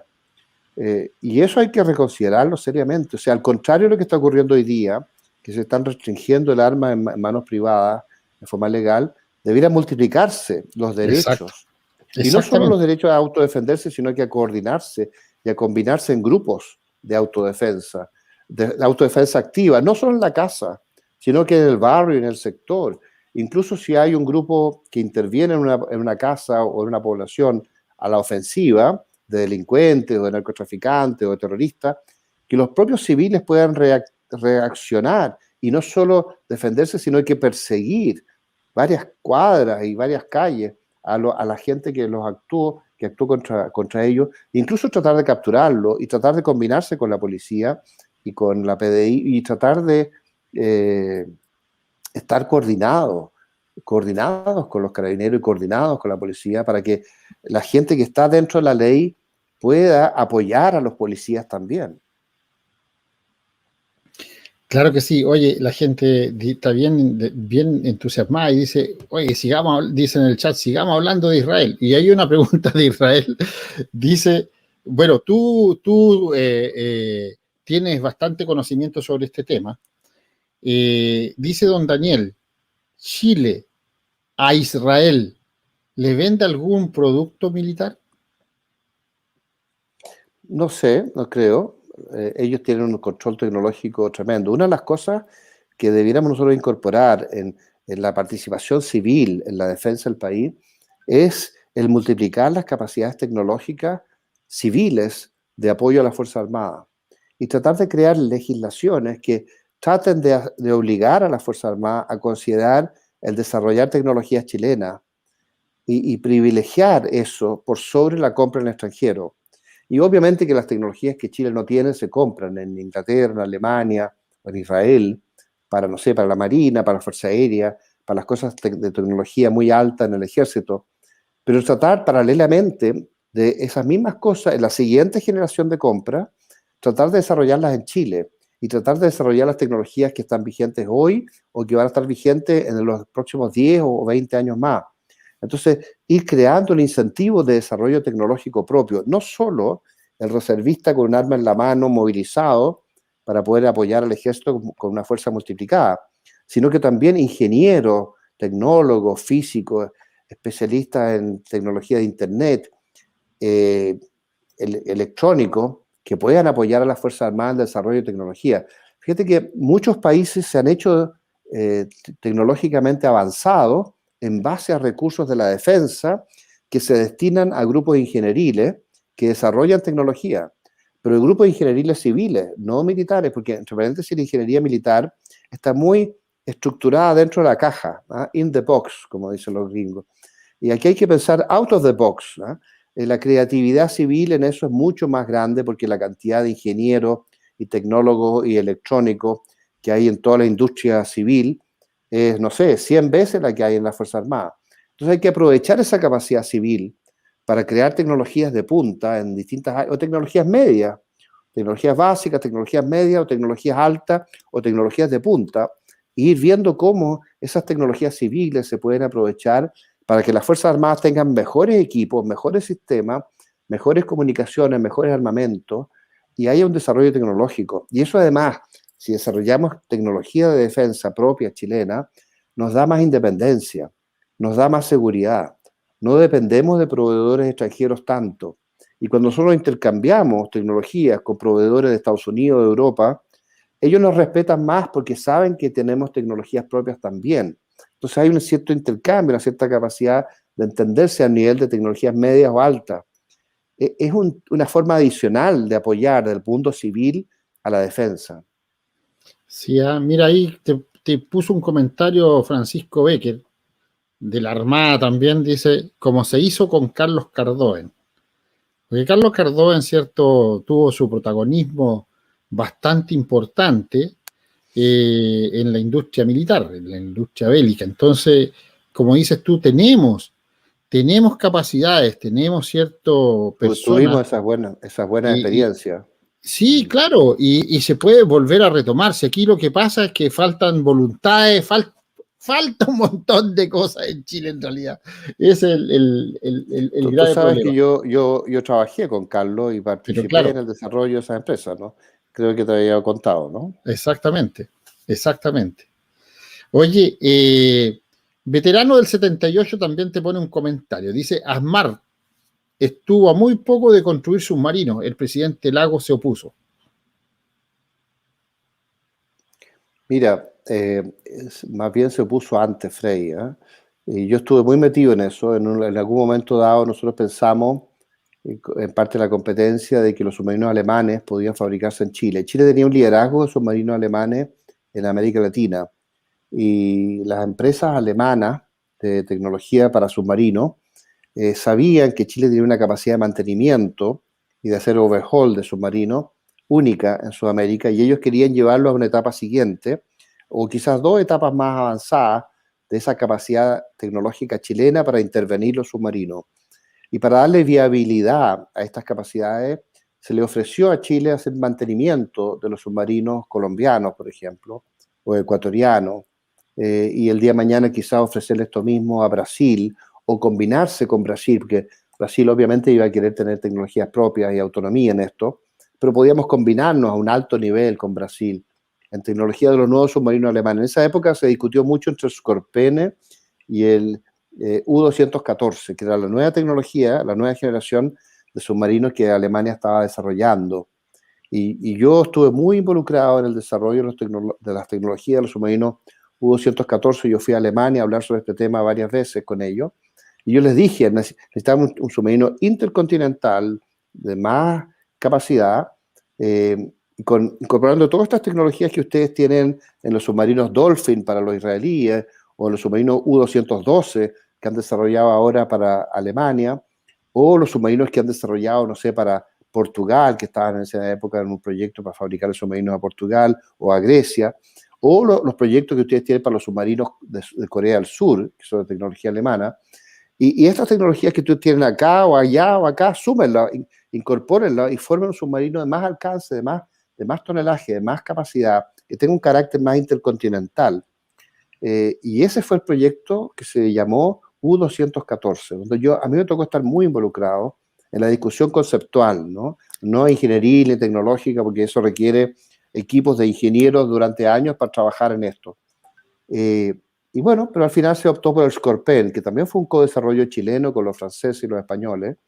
Y el submarino Skorpen al final ha salido bastante bueno. Hubo que hacer ajustes que en una época se mantuvieron medio secretos para ir perfeccionando los Higgins y después el Carrera. Y hoy día están funcionando muy bien esos submarinos, y hasta el punto que los han vendido después, no sé, en muchos países, en Malasia, en la India los han vendido. Así que han tenido un éxito los Skorpenes. Y ahora los españoles están desarrollando un submarino con todas las tecnologías propias, porque ellos quisieron hacer un submarino nuevo en combinación con Francia, pero Francia se negó a traspasarle ciertas tecnologías, cierto know-how, cierto know-why. Entonces los españoles se molestaron con los franceses y dijeron, bueno, nosotros queremos tener un dominio completo de las tecnologías, y estas tecnologías que no las tenemos nosotros, pero que las tienen ustedes, nosotros queremos que ustedes nos traspasen todos los detalles tecnológicos y los fundamentos de estas tecnologías y los códigos base y los software y qué sé yo, y los franceses se negaron. Entonces los españoles decidieron desarrollar tecnologías propias en un nuevo submarino, que ahora se llama el U-80, ¿no? Y ese submarino está en desarrollo hace mucho tiempo, hace ya como 15 años. Un submarino se fabrica como en 5 o 6 años. Los españoles han demorado 15 años, porque han tratado de desarrollar todas las tecnologías que les faltaban, inventarlas, con investigación propia, ingenieril y física, e inventarla e incorporarla a este proyecto, un submarino que está siendo votado ahora, entre paréntesis, ahora en abril, el primero, el F-81, el SSK-81 en España. Así que vamos a ver ahora si este submarino les resultó o no, o si estos 15 años de esfuerzo fueron un fracaso o un éxito. Vamos a ver. Claro que sí. Para terminar el programa vamos a poner 2 frases en pantalla. Ya llevamos 1 hora con 26 minutos. Y una frase que dice Helga Minzenmayer apoyando a la opinión de Marcela. Y dice, Marcela Reyes muy de acuerdo. Daniel Prieto, presidente de Chile, ya. La gente te está pidiendo, Daniel. Y ahora dice también, nos despedimos. No me dejas dormir con estas cosas tú. No, ya va, Daniel. Nosotros sabemos por qué lo decimos. A ver, por aquí teníamos algo de María Pía, dice, y con esta frase vamos a terminar. Chile es un país maravilloso, solo falta la intención de hacerlo más grande aún. Así es. Así es. Tus palabras finales, mi estimado Daniel, para cerrar el programa. Importante, interesante programa. Se fue la hora volando. Quisiéramos seguir, pero en realidad de lo bueno poco, para que la gente, ¿cierto?, pueda estar más entusiasta para el próximo programa. Tus palabras finales, por favor, amigo mío. Ya. Bueno, incorporemos a toda la sociedad chilena a la autodefensa y entrenemos a nuestros niños en las armas, pero entrenémoslos con responsabilidad para que sean muy cuidadosos de cómo usarlas y entrenémoslos para que ellos puedan defender Chile y Chile sea una potencia, no para tener ningún conflicto ni con Argentina ni con Perú, al contrario, para dar un ejemplo que quizás el día de mañana pudieran seguir otros países hispanoamericanos en una coordinación común y que esta subcivilización hispanoamericana tenga un rol en el mundo, pero para eso primero tenemos que creer en nosotros mismos. Y una fórmula para Chile, para ser respetado, por ejemplo, por Argentina, para ser respetado, para recuperar el control interno que lo estamos perdiendo, es que nosotros tengamos que ese concepto que teníamos en el siglo XIX, en que la sociedad civil participa activamente en la autodefensa y, entre otras cosas, crear estas reservas que ya vimos y esta capacidad tecnológica industrial que se puede desarrollar desde el mundo civil para apoyar a las Fuerzas Armadas, pero darle una capacidad enormemente mayor en el área de defensa, incluyendo los aspectos tecnológicos, y usar la defensa como un motor de desarrollo tecnológico del país. Que se desarrollan tecnologías para la defensa, pero también estas tecnologías tienen propósitos civiles de todo tipo. Entonces se rebalsa la capacidad tecnológica, industrial, que se desarrolla para la defensa a usos civiles. Y vayamos de a poco cambiando este concepto de que Chile solamente produce materias primas y empecemos a incorporar valor agregado y tecnologías crecientes. Y no solo lleguemos con la vía de bajar los impuestos, aumentar la inversión y multiplicar el crecimiento, no solo lleguemos a ser un país económicamente más fuerte en los aspectos comerciales, sino que también en los industriales y en los tecnológicos y en los científicos, y con una capacidad estratégica que nos dé este rol histórico que hemos tenido de ser la espada que pende al cinto de Sudamérica. La espada que pende al cinto de Sudamérica está a punto de ser autodestruida, Quieren partirnos el país en dos, quieren llevarnos a la hecatombe de la revolución bolivariana y el socialismo del siglo XXI. Quieren convertir este país, que hoy día es el más desarrollado de América Latina, quieren convertirlo en una nueva Venezuela, donde los chilenos terminen en los basureros buscando cómo sobrevivir. Entonces tenemos que hacer cosas muy extremas para cambiar y para superarnos y para llegar a ser lo que debemos ser. Claro que sí, Daniel. Bueno, esperamos tenerte en el próximo programa, el próximo miércoles, si es que no ocurre algo interesante antes, donde pidamos tu participación, ¿cierto? Y tu visión tan clara en diferentes hechos. Daniel, muchas gracias por tu tiempo, muchas gracias por los conocimientos que nos viniste a entregar hoy día. Aprendimos mucho, la gente siempre está muy atenta a todo lo que tú nos vienes a hablar miércoles a miércoles. Gracias por estar, estimado amigo. Nos vemos la próxima semana, si Dios así lo quiere. Oye, Arturo, preocupémonos de ver qué pasa en Ucrania, preocupémonos de ver qué pasa en la Araucanía y preocupémonos de ver las cosas que están pasando, porque estamos en una situación muy crítica. Vamos a ver qué pasa en Perú y bueno, veamos cómo va a ser el gobierno de Ecuador. Claro que sí. Vamos a estar pendientes de eso para que podamos hablar con propiedad del tema. Estimado Daniel, muchas gracias por estar. Gracias por tu tiempo. Nos vemos la próxima semana. Gracias, amigo mío. Un abrazo. Gracias. Bien, teníamos ahí la participación de don Daniel Prieto Vial. Excelente, como siempre, en todos nuestros programas del canal Seguridad y Defensa. Seguridad y Defensa Estratégica. Pero ¿sabes qué? No vamos a terminar el programa todavía. Antes de terminar el programa, a solicitud de algunas personas, vamos a terminarlo. Como hoy día hablamos de los reservistas, vamos a terminar esta sección con don Daniel Prieto Vial, por supuesto, con el himno del reservista. Así que, para los que lo solicitaron, aquí está el himno del reservista de Chile, de la Reserva Militar de Chile.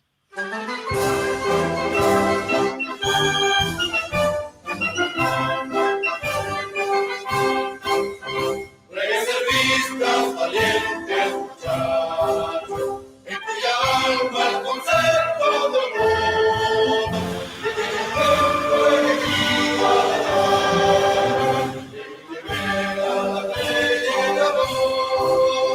reservistas de Chile, un patriótico y dulce cantar, cuya sombra recorre los campos, las llanuras, los montes de edad, y que diga ese a sus notas, que de aquel icono fue avisor. Hay un núcleo de bravos muchachos que a la patria se guardia de honor. Es un día siempre referido, mas para que se escuche el clarín, para que ellos, de lejos y fuertes, no la salven, no sepan morir. Reservistas, hacemos la frente y rindiendo tributo al amor. No olvidemos jamás que la patria es las cosas, la madre de Dios. Ahí estaba, ¿cierto?, el himno del reservista. Vamos a, como siempre, a terminar nuestra franja de los días, de todos los días en realidad, los programas especiales como este, Cosa de la Historia y Algo Más, con Daniel Prieto Vial, con el saludo de nuestro candidato a gobernador por la Araucanía, con el coronel César Vargas, quien ayer nos hizo llegar este mensaje y que vamos a estar pasando todos los días en apoyo a su candidatura por el puesto de gobernador de la Araucanía. César Vargas Zurita. Hola amigos, soy César Vargas, candidato a gobernador regional por la 9ª región de la Araucanía. Quiero decirles que estoy sumamente entusiasmado en ser el gobernador regional. Creo tener las capacidades y las competencias. Soy experto en seguridad privada, experto en seguridad pública, experto en estrategia y gestión de crisis, como también magíster en administración. Soy nacido y criado en esta zona. La Araucanía son 32 comunas y me han dicho todos de que existe inseguridad, porque hay terrorismo, hay narcotráfico y también delitos de mayor connotación en ascenso. Yo creo tener la voluntad de ser el gobernador de la 9ª región, independiente. No voy a ser manipulado por los partidos políticos ni por el gobierno central. La idea es trabajar para la región, con el corazón, la inteligencia y la sabiduría. Muchas gracias, que Dios los bendiga. César Vargas, gobernador de la 9ª región. Claro que sí. Coronel César Vargas, coronel en retiro de Carabineros, y que está postulando a gobernador de la 9ª región de la Araucanía. Así que todo nuestro apoyo, porque necesitamos gente con pleno conocimiento en la zona. Pero también por Puerto Montt. Nuestro amigo, ¿cierto?, y asiduo participante en el chat, Sergio Bamón de Molina, en su candidatura como candidato a concejal de Puerto Montt. Puerto Montt, Yervoy Pared está nervioso por ahí, Yervoy, o Gervoy, como le llamen. Aquí en el canal de Seguridad y Defensa Estratégica estamos viendo y siguiendo el asunto. Por ahí hay unos terrenitos, que no están inscritos y parece que usted tiene como que está usando esos terrenos, señor Gervoy Parea. El general rumor que anda por ahí nos llegó. Así que la televisión abierta y los otros medios que se encarguen de seguir haciendo la investigación. Además que esas personas que estaban fuera de la municipalidad de Puerto Montt haciendo un homenaje espontáneo al alcalde de Puerto Montt que va a la reelección, esas personas son funcionarios municipales a contrata. Están ahí porque si no, no les van a renovar sus contratos. Así que nosotros somos muy pillos en verificar quiénes son las personas que estaban ahí. No fue un acto espontáneo. Los pobres tipos están ahí porque están así, porque si no votan por el alcalde actual, se van cortados de cabeza porque son funcionarios a contrato nomás y después no se les renueva el contrato. Así que nuestros concejales, como Sergio Bamonde Molina, va a tener una misión súper importante. Va el video de Sergio Molina. Sergio Bamonde Molina. Otra voz, ya me estoy redenqueando solo. Sergio Bamonde, el chilote Sergio Bamonde, bueno para las prietas con papa. Los próximos años serán borrascosos para nuestro país y para nuestra ciudad. Navegar al futuro requerirá de la embarcación adecuada y de una tripulación experimentada. Fijar y mantener el rumbo para arribar a puerto dependerá del conocimiento y dedicación de cada tripulante. Elige a los mejores para confiarles tu ciudad y su futuro. Yo ofrezco experiencia y conocimiento técnico profesional, además dedicación exclusiva y absoluta, lo que me permitirá fiscalizar y analizar los diferentes proyectos de inversión y desarrollo que lleguen al Consejo, como también visualizar y proponer estrategias de proyección y planificación para nuestra ciudad. Claro, Sergio Bamonde Molina, el hombre candidato a concejal por Puerto Montt. Y terminamos esta mini franja política, ¿cierto?, al fin de nuestros programas, con el coronel Pedro Jofré. El coronel Pedro Jofré, también coronel en situación de retiro, quien va como candidato a concejal por Bulnes, la zona de los asados, al palo, ahí vamos, tenemos que hacerle propaganda para que cuando vaya yo allá, pierda o gane, tengo que tener ahí un asado en Bulnes, así que lo vamos a pasar a ver a Pedro Jofré, candidato a concejal por Bulnes. Este es su mensaje.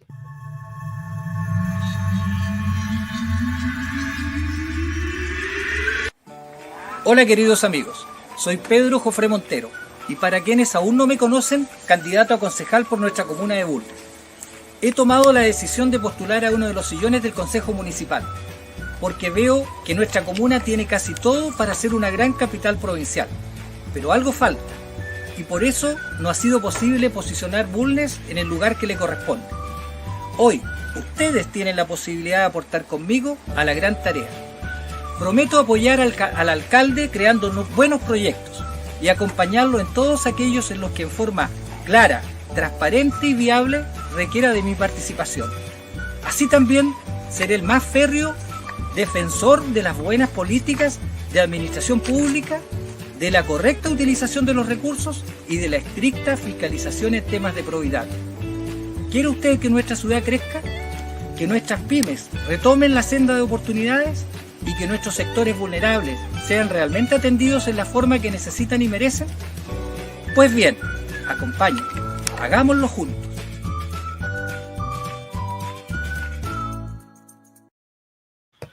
Security College US es una institución de formación académica privada con base en los Estados Unidos de Norteamérica, abierta e independiente, que provee acceso preferentemente en español a una educación de calidad superior en todas las áreas más relevantes de la seguridad. Seguridad electrónica y nuevas tecnologías, prevención de riesgos laborales, gestión de negocios, ciberseguridad, gestión de desastres, gestión de proyectos, estudios sobre terrorismo, gestión de riesgos, inteligencia, criminología, prospectiva, en un ambiente internacional. Modalidad presencial, semipresencial y en línea. Es misión del Security College US formar personas éticas, competitivas profesionalmente y comprometidas con el progreso de la sociedad. Claro que sí, y con cierto la publicidad de nuestro Security College US, con base acá en Washington, D.C., en los Estados Unidos de Norteamérica, vamos a despedir el programa. Estimados amigos, gracias por estar presentes el día de hoy, gracias por colaborarnos, los que se pusieron ahí con unos piticlines, gracias por apoyar al canal en el Super Chat, estamos contentos de que se haya activado nuevamente, Vamos a ver qué es lo que pasa. Vamos a ver qué es lo que pasa con Gerboy. Hasta sus mismos correligionarios hablan mal del alcalde de Puerto Montt. Por algo será. Hay unos terrenos que están ahí, que no están inscritos, pero que están siendo usados. Vamos a seguirle la pista a eso, Y después dicen que lo están atacando, que cuestiones aquí, que nada hace, nada teme.